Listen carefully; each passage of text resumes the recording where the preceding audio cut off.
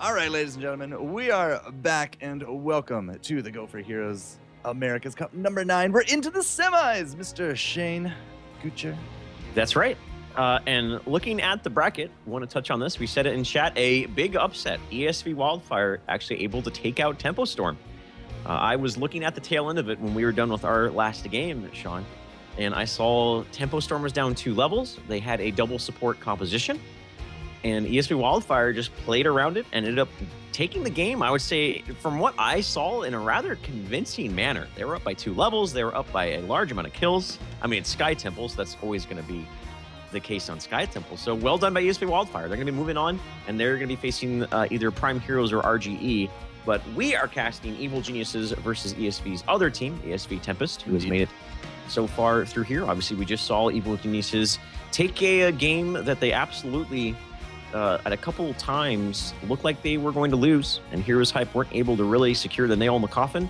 Evil Geniuses jumped on the opportunity and ended up taking the victory anyway. So here we are, and I believe the draft is just about to get underway. It is underway. It is, sir. All right, so we're going to flip on over to that because we've been going back and forth. We've been seeing a lot of new meta bans these days. And coming into this, I'm curious, how is Tempest and Evil Geniuses going to stack up? Of course, Evil Geniuses with their new roster with the ZPs, we've talked a little bit about their rotating back and forth. So Tempest is not a team I've personally covered a huge amount, although I have been seeing them more often than not because they are typically doing better in these tournaments. Both of the ESV teams, I mean, Wildfire taking a win there on Tempo is absolutely huge. Yes. And going back and forth, I'm not entirely too sure what, the ban big list is, like the big ban meta up against Tempest, but apparently it's a Nazeebo.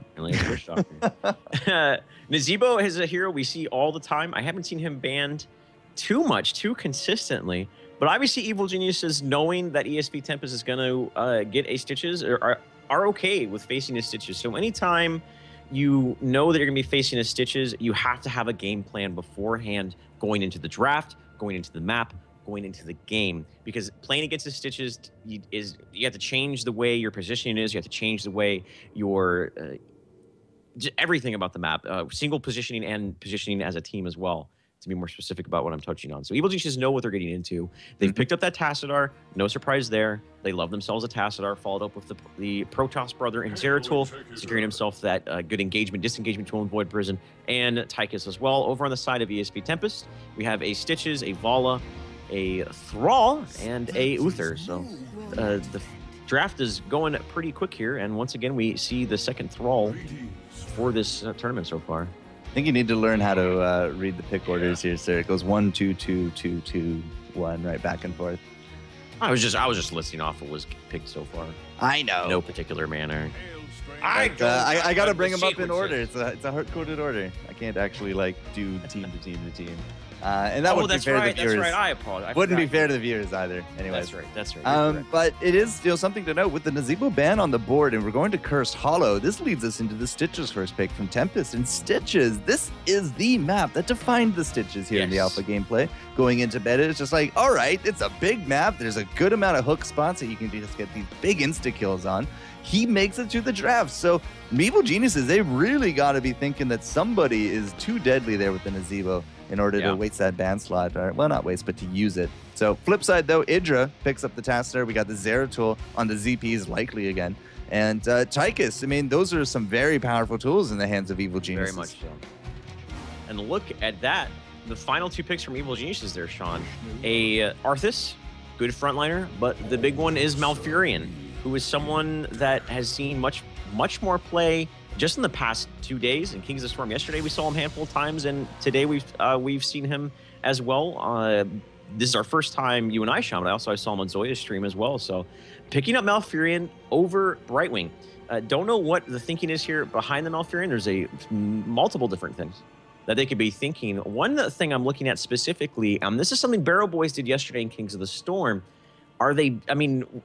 It's hard to call it a bait per se, but are they, knowing that Tempest is going to pick up the Stitches, are they building a draft and a strategy specifically to counter the Stitches? Because that's what Barrel Boys did yesterday, and they just swept the floor with the way they played. They were like, come hook us, bro. The moment someone got hooked, they initiated with Zeratul. They were able to out-heal all the damage. So that might be something that Evil Genius is doing with a little mind games here, going, we know we're going to pick Stitches and we're just going to, punish you for it. ESV Tempest, though, their last pick is going to be rounded out with Falstad, who's someone that has fallen off recently just because he doesn't have Rewind anymore. Yeah, he's still a strong hero, absolutely. though.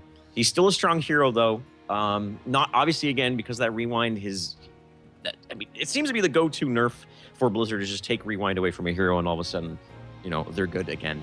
Or they're good, but they're quote balanced, end quote, again. And that was the case for Falstad, and it's a pretty big deal on him, which is why we haven't seen him as much. But we're seeing him today. Looking at the lineup, though, it's the Thrall and the Stitches and the Uther. I'm liking Evil Genius's draft a whole bunch more here, Sean. I feel like it's just more powerful overall. But we're gonna see. ESV does have the Tempest, though. The ESV does have the Tempest. Good lord. ESV Tempest does have the Stitches, though, and they have that Stitches factors. Evil Genius is going to be able to play around that and play accordingly. As you mentioned, this is the map that Stitches reign supreme. It is, and it's basically up to ESV Tempest to make use of their picks. That last pick on top of the Falstad is definitely, you said it, a little bit weaker. He's not exactly the big pick that he used to be. We've rarely ever seen him in first or even last pick these days. Unless you have some kind of big gimmick like a Tychus global ban. We saw a lot of Falstad play that weekend. You just take out the Vala Falstad first shots, and then you kind of got to scramble for that other ranged DPS slot. Led us into some interesting things. But here, now that we have all the heroes playable again, it's definitely a little bit of a different situation, so we'll have to see. The mobility on this map used to reign supreme. We don't even have a Brightwing on the board if you take a look back and forth. But at the same time, the drafts, I think they're both fairly strong teams. It's going to come down to the plays. And the plays are being made here by the blue team. The boys in blue, as they do favor it here. Faye, Kawhi Rice, Idra, ZPs, and LZ Gamer making up your Evil Geniuses today. They are looking for a win to the finals. And on the right side of your map, ladies and gentlemen, ESV Tempest, Toe Jam Earl going in the mid lane with that Master Skin Falstad. Down in your Master Skin Falstad, down in your bottom lane is Treble on Uther, ESV Diamond on the Ball Demon Hunter, Oop on the Master Skin Stitches, and Forever Alone top lane Nightmare playing the newest hero, Thrall. It's on a Tiger too. He is on a Tiger. That is the new mount. Dude, it's so colorful, and it reminds me of the ZG mount that came out. I don't remember exactly when. We're talking, we keep going to World of Warcraft. We need not do that. I'll start getting choked up. It's 11 years, I believe. Oh my gosh. This year. 11 years. So old, man. So old. So the lanes that are taking shape here, down in the bottom lane, they are looking for the Stitches gank on Acquire Rice, and if they get it, he is going to be going down. He does get hit. Is there a follow-up Hammer Justice? ESV Diamond picking and plunking away the overkill and the roots, though. Actually, going to have a turnaround here onto Treble. He's going to be able to get away, though. So that was almost a first blood for both teams, but just a good defensive play. No one going down here. Who's Idra playing? Oh, Idra's playing the Tychus. It's not going to be an Idra Tassadar. All right. Yeah. Cool. So, a little bit of a swap there. The flex on the teams are actually rather massive. A lot of these players have multiple heroes that they really, really like to play. But going back and forth, we are here on the Cursed Hollow, definitely the bigger map. What kind of talents do we got here? Level 1 power throw for the Falstad. He has really fallen out of his bribe days with his new kit. The new power throw is absolutely amazing. Can really combo well from afar. But other than that, we do got the composite arrows there from the Vala, so it's likely to be a multi-shot build there. Armor-piercing round seems to be the de facto level 1 now. Oh, Tychus. Bottom lane, Rice is going to get hooked. He's trying to regrowth himself up there. It's going to be close. Toe Jam Earl does not get the kill on him. Can Idra get the turnaround? Nope. Hammer Justice is going to interrupt the overkill. So once again, this bottom lane, these teams keep getting so close to getting first blood, but both of them keep making smart positioning and able to get themselves out of harm's way. So very, very well done by Rice. The entangling roots he's dropping has secured his getaway twice now.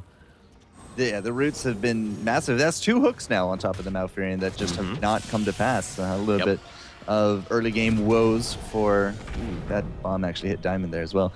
A little bit of the woes here for the Tempest. So the armor piercing rounds for level 1 into Melting Point. I absolutely adore Melting Point in terms of a deck here. Idra of course is going to be playing that Tychus. He's a little bit low on the hit points as well after that engage. We do got the Envenom on the Arthas, the healing ward coming out from the Tassadar, and Venom on Nightmares. So it's not going to be Frostwolf, not going to be any kind of Feral Spirit kind of thing there from him. Just a little bit of extra burst for a one-on-one duel. And everything so far is just very standard in terms of the picks. Now, the first tribute is here. I'm interested to see what rotations we're going to see specifically out of Evil Geniuses, as they do have very strong push in the Tychus with Melting Point and Overkill. And right now, they're keeping the Arthas in the top lane. And that looks like, they're just doing the keep them off of the tribute, keep people soaking, while ESV Tempest is committing a little bit more. 4-man people on this tribute. There's a hook off the mark. Idra felt the breeze on that one right there.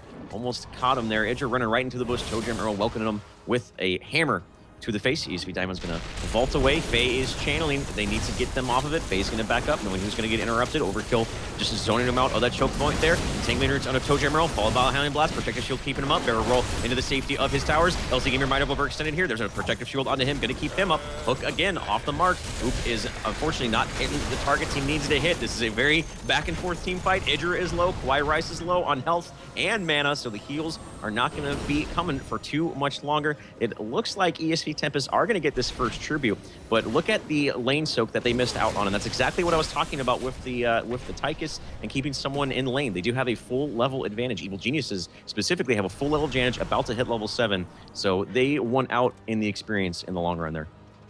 They win out in the experience, but they lose out the tribute. And despite everything, there was no kills back and forth. A lot of protective shields, a lot of Tassadar shields going down, the healing wards as well. Malfurion working overtime with that Uther, competing for the heal numbers, but no kills. Still looking for that first blood. We've had a lot of pressure from the Tempest into the bottom lane, but despite even that pressure, the Tychus was enough just to keep them at bay. These towers are still very healthy for level 7 timing. ToeJam Earl was in a very, very dangerous waters there. I don't know if he knew it or not, but both Arthas and ZP were top lane there. And as ESV Diamond, a good Howling Blast from LZ. And there's our first blood. Finally, that was such a well-placed Howling Blast from LZ, predicting the vault right behind the gate. Nailed Avala and able to take him out with the death roll and the right click from Faye. Good timing for Evil Geniuses right as the tribute spawns, literally as close to them as it possibly can. I think this is going to go uncontested. ESV Tempest knows they're a man down. They can't fight that right now. And it's on the side of EG, Exactly. Faye's just going to pick it up. Easy, no problem. Level 9 about to ding here. For that third tribute, it's going to be Heroics on the side of Evil Geniuses, and that is not a good sign for this early game Tempest, because that means a third tribute. And now it won't be a cursed tribute, so that's the only good news out of this. So they're likely just to leave it uncontested as well, perhaps even going to go for their bruisers, perhaps even go for their boss. Idra is just absolutely wrecking this top. ToeJam and Earl could not do anything against that melting point, and it is really starting to tick down. We're going to be looking at some tower deaths on the side of Evil Geniuses fairly soon. Yeah, and that's why we see Melting Point so much in the North American scene, because if you just leave him to push a lane with Overkill and he gets those towers with Melting Point, it's a dead tower. Speaking of things going down, ESV Diamond, he's alive for now, but that Venom's going to secure the kill on him. There's a hook onto LZ Gamer, but he's a tanky SOB. He's probably going to lay down a defensive Howling Blast, not even needed. He's going to be all right. Faye coming in with the shield. And meanwhile, top lane, I mean, not only is he going to get those towers, he made ToeJam Earl have to back up in Hearth. So Idra is doing a really good a really good job doing work. Top lane, now they have Heroics at level 10. They have a lot of lane pressure in the top. They have a lot of map presence and a tribute spawning right in between the boss and the bruisers on Tempest side of the map. Idra's about to take both of these towers in this sweep, but as I said, it's going to be Heroics for Evil Geniuses. It's almost even now. Well, there it is, a level 11 as well, the 2-level advantage, as they have this small little opening, and the pressure here in mid on top of Tempest is going to be more than enough. I think LZ is just going to be able to pick this up unless we got a power throw from ToeJam. Well, there'll be a throw and the hammering. It's not a first aid level 7 for the ToeJam. So the poke and soak coming back in and around the things. We do got now Heroics as well from both sides. The Devour, the Strafe, the Hinterland Blast, not a Mighty Gust today. And here's the engage. Sticky situation in these choke points. They cannot get hit by a big Void Prison. I guarantee you that's what ZP was looking for. But ESV Tempest are going to be able to get the second tribute here. No curses. Evil Genius is going to try to jump on this opportunity, make an aggressive rotation while Tempest gets their camps. They are not. Instead, they're going to put focus into this mid lane, get these 2 towers, try to get that level 13 for the next tribute, as that will be a very big key point this next tribute if they have level 13, while Tempest does not. There's a Oracle going down for Faye. Maybe seeing if there was any Stitches Hook shenanigans going on there. and that is not the case. So Evil Geniuses have been pushing so well. Both of the top towers are down. Both of the mid towers are down. Bottom lane is pretty healthy, but those 4 towers being down is being shown in the experience with a well over a level and a half advantage going for them. They are definitely going to have level 13 for the next tribute. Tempest needs to get in the lanes, soak lanes, get level 13 as fast as possible so they're not down that talent for the next one. Nobody's gone for a boss as of yet, so it's going to be a little bit of a longer Curse Hollow game. Nobody's really broken the bank in this best of 1 as of yet, but as you said, level 13, and there it is, the advantage coming forward. Wormhole, Ice Block coming out of the Malfurion, and we'll talk about that in a second. Relentless, Depressions, and of course, Arthas likely to with the Relentless as well, and there it is. So the Ice Block, I don't know if you know this, Mr. Shane Gucher, but in the last patch, i.e. the Thrall patch, the one that's a few weeks old now, you can still receive healing in an Ice Block. I did not know that. What I want to know is, does Tranquility continue to heal while you're ice blocked? It will. Okay, so that's awesome. That basically makes you a giant invulnerable AoE. You can't kill anyone because you can't interrupt not interrupt, but take me out of the fight through killing me. So Ice Block, I like that pickup against the big burst of Thrall and Falstad. So I like that. Down in bottom lane, Oop is going to be caught out of position. He uses a Desperation Gorge, but they're now down their stitches, down a level 13 talent. Evil Geniuses more than likely are going to take the last out lane tier 1 towers here in the bottom lane, possibly take this fort as well.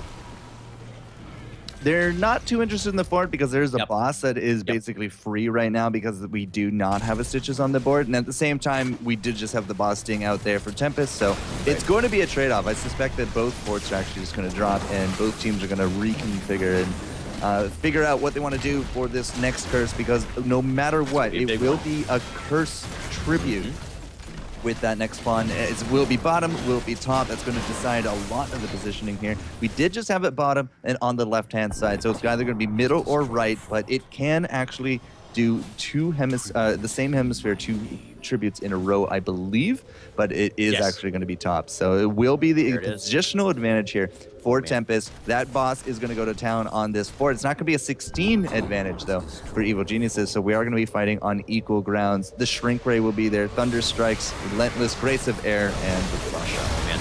That's me here from Void Prison here. ZP blinked in there. He was looking for Void Prison. There it is, on to 2, and that big choke point, like I was talking about. Treble's going to get taken out before any really ultimates are used. There's the Odin. This is a great opportunity for Evil Geniuses to get themselves a curse, get themselves some kills. There's a Hinterland's Blast. Really, it takes out the Arthas, but besides that, Evil Tempest is going to be crumbling here to a great Void Prison right into that choke point. I talked about a last team fight, and we saw it this team fight, why that choke point is such a dangerous place to be clumped up in. A good Void Prison by ZP completely put Treble out on his own. They took out Treble, Idra popped the Odin, now they have a curse. They're going to get a lot of objectives done here, Sean. The Void Prisons on these choke points, these little pinpoints of damage, it's just absolutely massive, and he got 3 team members on that. And yeah, Treble was kind of left to his own devices, didn't have the big backup. Even better, though, for the timing, because that fight didn't drag on. The towers actually lost their ability to fight back, and that is why we're not pushing mid or top. We are pushing the bot with this boss, and that is a very quick keep into this curse. So very likely to be even more to follow that with some pressure, probably mid, maybe even top. They might rotate looking for that for it there. Every little bit of experience counts at this point, and 17 to 15, we are very much on the back foot here for Tempest. Yeah, the bottom keep going down. We saw a game yesterday in the Kings of the Storm. I believe it was either the semifinals or the finals, where Catapults almost single-handedly won Barrel Boys a game against Cloud9 Vortex. That game was ridiculously close. Such a good game. Make sure you guys check that out on SolJake's YouTube if you don't have the opportunity to do so after we get done here with ESV today. In the meantime, though, in the games that's currently going on, Evil Genius is taking all the outlaying towers for ESV Tempest, so their map control is diminishing. Bottom lane is going to have Catapults pushing in. This is going to enable Evil Geniuses to rotate aggressively to the mercenary camps of Tempest, and that's exactly what they're going to do. They're going to get the bruiser camps, and I don't know if this will mark the time for them to do a keep or tier 2 tower push. Wow. There was a hook and a gorge, but a good ZP Void Prison. There's an Entangling Roots. Oops is definitely out position by himself. Holy Light keeping him up. Strafe is doing quite a bit of work. There's the Hinterland's Blast, but a good Ice Block completely negates it. Faye goes trigger time. There's the Archon on the Diamond with the Howling Blast. He's going to go down. Oop, another good Entangling Roots followed up with Kawaii Rise. This Malfurion pick is paying off in dividends, Sean. This is going to be a big push middle lane. They got 2 2 kills on team members of ESV Tempest. They have the Bruiser Camp taking up the damage from the towers. Keep is exposed. Evil Genius is going to push into this. Yeah, and they're going to be looking for a keep. Still had an Odin up our sleeve here from Idris. So, yeah, that is very likely going to be the keep. And that's a double keep now advantage on the back of the Curse and the team fight. 18 to not even the 16 as 2 more team members here of Tempest goes down. We might actually just say, skirt, let's go for the win right now. Everybody's fully healthy.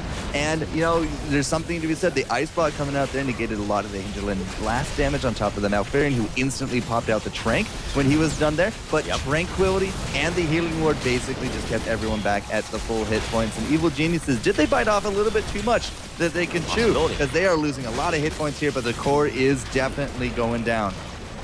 Down to 50%. There's a Sundering Kawaii Rice, who's been playing so phenomenally well. He's going to be able to get out of there through bottom lane. LZ Gamer knows he's dead. He's going to try to do as much damage as he possibly can at level 41. ESV Tempest does not have a mule. The shields will regenerate. Oh, look at this fly from Falset. Tojam and going for the play. The hook on Kawaii Rice. Kawaii Rice is going to go down after all. 3 do go down, but they're able to secure themselves the keep in the mid lane, able to get the core down to about 41%, which is going to put so much pressure on a Tempest. They're going to have to commit at least one person a good chunk of the time to staying back in their base and making sure they don't just lose to catapults. They know 3 members of Evil Geniuses are down, though. They're going to rotate down to this bottom lane, try to get some map control back in their favor, get these towers down, get a fort town, try to make up an experience advantage as well.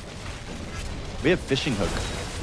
It's not a slam build whatsoever, and it's not going to be a stun slam. There's nothing here channeled that the stun slam can actually come out in dividends for. So the Fishing Hook, they're going to be looking for those big picks. And, you know, I said a little bit earlier with the power throw with that extra range can actually work out extremely well. Yes. Oh, there's a tribute on the back of that as well. So blue is now actually going to be the one cursed. This is going to lead us into some map advantage because you can see they're going to be jetting all the way top for that top boss. But yeah, Fishing Hook and Power Throw, you throw them on the same axis, and they're almost identical lengths. And I guess Tempest said, all right, detour, we're going to take a fort before we're going to take out that top boss. That's an interesting choice. I agree with that decision. I almost said Evil Tempest. ESV Tempest knows that they're always going to, I mean, with the exception of right now with the Curse, mid and bottom lane are going to be pushing in all the time due to those catapults. They need to give themselves some time and opportunity to get some map control back, to get in good positions for these next tributes, or they're just going to lose a war of attrition where Evil Geniuses just runs around the map, dominates map control, and is just take all the mercenary camps without contention because they can just sit back and let catapults win the game. So ESV Tempest does not want that even to give that chance to Evil Geniuses for that to happen. They're going to get this boss top, but look at Evil Geniuses. Oh man, they're sweeping in through bottom lane, forcing back more shenanigans. And if ESV Tempest doesn't recognize they're all missing, they do. They're able to get the boss. They're all hearting. This is going to be a close fight for the core here, as there is a boss, as well as the entire team of Evil Geniuses sweeping in here. Between the VP and the boss, I'm not entirely too sure Tempest is going to get out of this one, Shane. Yeah, I mean, that's why I was talking about a sticky situation where you just lose because of map control. It's exactly what we're seeing here right now. Kawaii Rice popping the Tranquility, Void Prison onto 3, onto 4. That's going to be the game right there, Sean. Evil Geniuses taking the game in style, sweeping in down in the bottom lane. Good game sense. Once again, game sense winning a game for Evil Geniuses. So good job on their part, showing their experience, as the 5 members of Evil Geniuses are all very, very well experienced and well-known veterans in the Heroes of the Storm community, and it is showing it right now so far here on ESV Go4 Pro week number 9. Or ESL Go4 Pro week number 9. Yeah, it's very important to put the ESL in there, sir. They are the big capital sponsor of the scene, at least here, at any rate. But Evil Geniuses, they do bring it very strong into a win, and you know, very well played. They did actually bite off more than they could chew, but you know, they brought down the core to 40%, and after that, the Curse almost didn't even matter, by the end of it all. The Curse was just such a null factor for ESV Tempest. They took it, they had the opportunity, but that detour into the fort, I think that might have actually cost them. If they'd gone up to boss and then straight back down to the other boss, they might have had an opportunity there for a fight, for a timing to stop that aggression, and then with the Curse, with the boss, they might have been able to take a keep or two, but overall, at a 40% core, that's almost a YOLO scenario anyways. Right. You gotta really tiptoe around that late game.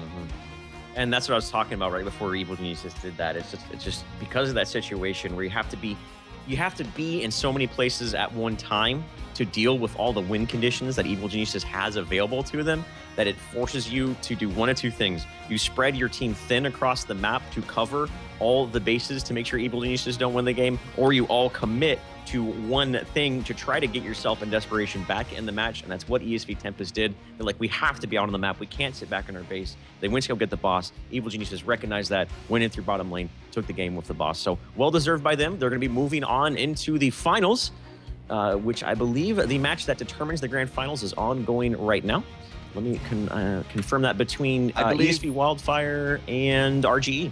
Yeah, I believe that they're actually still going on right now. I do have a PM here from Zoya. He's saying that he will actually duck out after this game, and we will actually be hosting out the finals here. So, okay, right on. I'm making a heart here. Big love to our fellow caster, and congratulations again, Mr. Zoya, getting picked up with Tempo Storm, becoming the manager and analytical caster for the team. Right. Big props, big love right there. So when we come back, we will have finals. It will be Evil Geniuses up against winner, which either is going to be Wildfire or it's going to be RGE. Again, RGE, we were talking about this off stream. You don't really know a lot about RGE APM, but I've definitely casted a few of them. They were part of the HPL qualifiers. Unfortunately, they didn't quite make it, but they were also here for ESL last week, and they put up a win, and then they lost. Okay. But here they are into the semis now, so clearly they're improving week to week. They're becoming stronger. Not entirely too sure who will take it, but when we return, we'll find out who will be in our finals. But it will be Mr. Shane Gutcher and I here on the FourCourtJester channel, and we'll see you guys hopefully with some popcorn in a few.